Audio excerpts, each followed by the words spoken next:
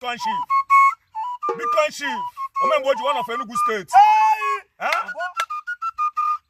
Only see the voice of the East. In Africa. Odogu worldwide, they can go cannot to Kulango. Magente. SND Bona Manchester, Odogu na London. I just want back and a quaggy. Bitcoin chief, we not can go cannot to Kulango. When you see the voice of the East in Africa, in any gadi catching each other, SND boy na Manchester, Odogu na London. Ask me the well and when I took in Wanda, only not to know Wanda. Can give all Luciana, I cannot book a boogie. Bitcoin chief, okay. A taking one ban and they went again. I see a judge and Abata. Of what I can call them. Bitcoin chief, Odogu. As nobody now, one has a Guanora. Never yo.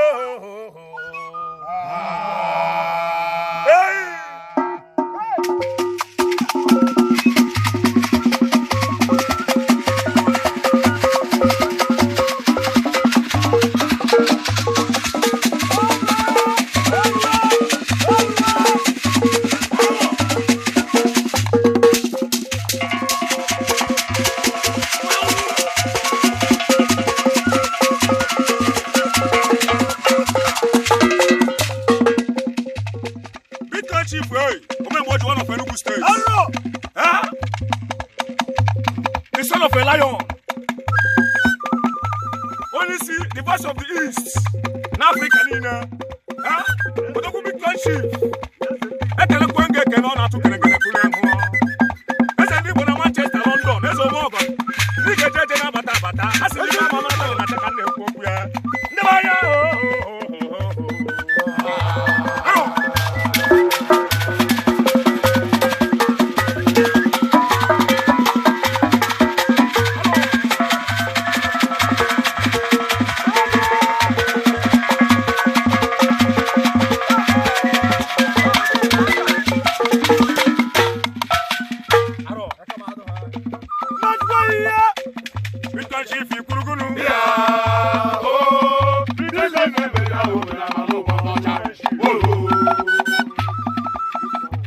chief, you put a good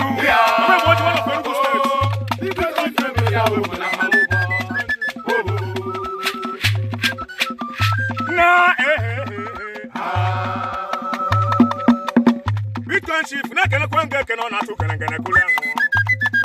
If I need a metal, we will not do that. I see what you don't have, Madonna, go there, and no one. Remember, you one of Enugu State. SND way. Manchester TV is a bit in London. Bitcoin chief way.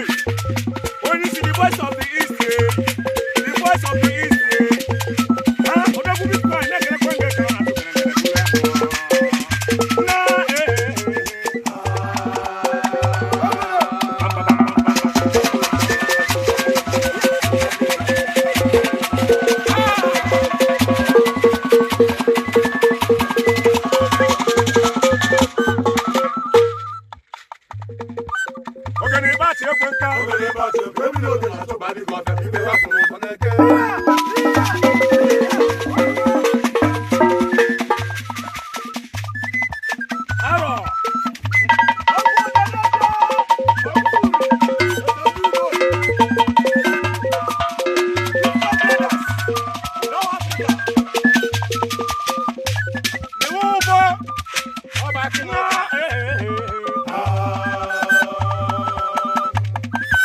Chief way, Omemboji in Enugu State.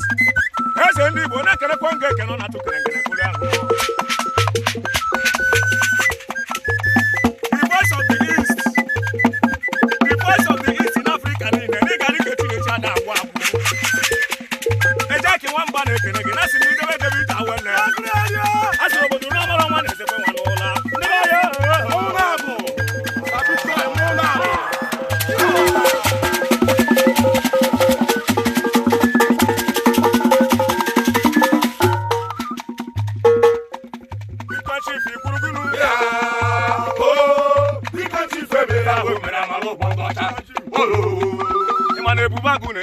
Bitcoin battle,